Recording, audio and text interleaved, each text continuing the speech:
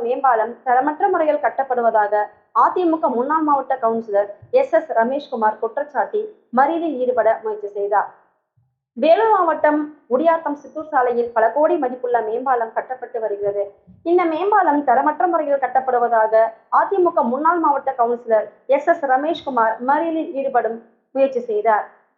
இது சம்பந்தமாக குடியாத்தம் நகர காவல்துறையினர் மற்றும் ஒப்பந்ததாரர் பேச்சுவார்த்தை அடிப்படையில் வரும் திங்கட்கிழமை மாவட்ட ஆட்சித்தலைவர் புகார் கொடுத்து நடவடிக்கை மேற்கொள்ளப்படும் என்று தெரிவித்ததின் பேரில் மறியல் கைவிடப்பட்டது.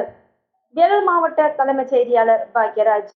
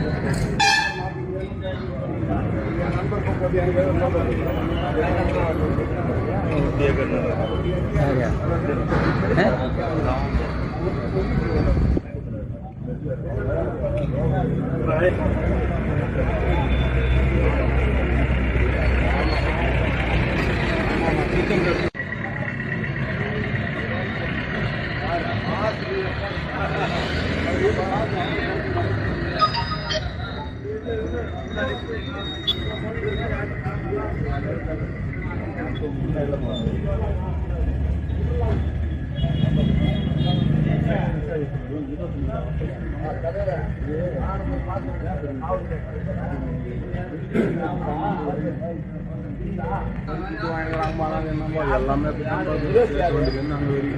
அவருக்கு அதிக ஆசை